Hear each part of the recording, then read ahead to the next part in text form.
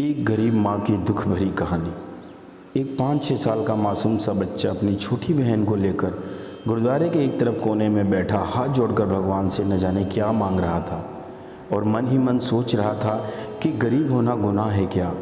कपड़े में मैल लगा हुआ था मगर निहायत साफ उसके नन्हे नन्हे से गाल आंसुओं से भीग चुके थे।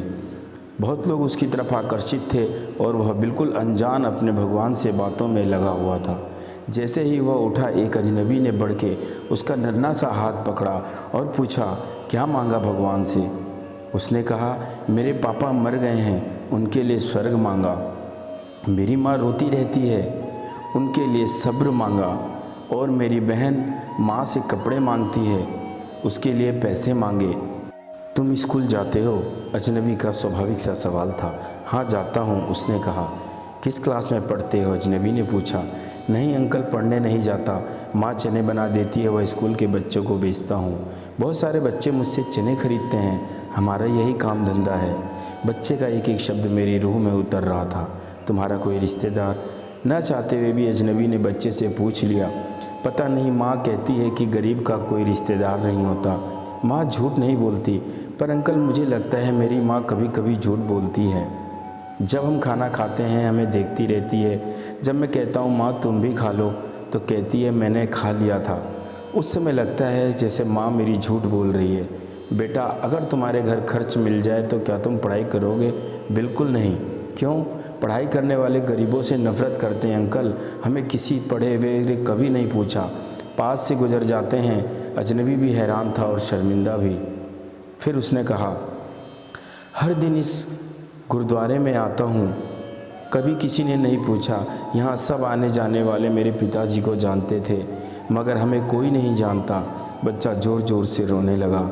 अंकल, जब आप बाप मर जाता है ना, तो सब अजनबी क्यों हो जाते हैं? उनके पास इसका कोई जवाब न था, क्योंकि मुझे उस समय तक यह एहसास कराने वाला वह छोटा सा बालक था जिसने मुझे अंदर तक झकझोर दिया था। और मेरे मन में केवल एक ही प्रश्न बार बार उठ रहा था कि सच में गरीब होना गुनाह है क्या। आज एक मासूम ने मुझे जीवन का बहुत बड़ा सबक दे दिया था। शायद कभी कभी ईश्वर इस तरह के दूत हमारे पास भेजते हैं ताकि हम आत्मचिंतन करके समाज के कल्याण की भावना की ओर अग्रसर हो सकें। ऐसे कितने मासूम होंगे जो हसरतों के घायल हैं। बस एक कोशिश कीजिए और अपने आसपास ऐसे ज़रूरतमंद यतीमों बेसहारों को ढूंढिए और उनकी मदद कीजिए।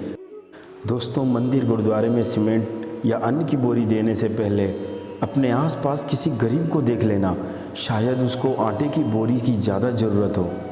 यही दरिया दिली आपको एक अच्छा इंसान बनने में मदद करेगी। तभी हम एक बेहतर समाज और देश की परिभाषा को साकार कर सकते हैं। गरीब होना गुनाह है क्या, कहानी से जो हमें शिक्षा मिलती है। आपको यह स्टोरी कैसी लगी? आशा करता हूँ कि ज़रूर पसंद आई होगी, और अगर पसंद आए तो ज़रूर शेयर कीजिएगा। शायद इस पोस्ट को पढ़कर कोई देवता तुल्य इंसान ऐसे लोगों की मदद करे जो ऐसे लोगों को जीवन की एक नई आशा दे। कहीं ऐसे बच्चों को अपना भगवान मिल जाए किसी रूप में, इसलिए आप ज़रूर शेयर करें। स्वयं में व समाज में बदलाव लाने के प्रयास जारी रखें, तभी मेरी यह स्टोरी, मेरी यह वीडियो सार्थक होगी।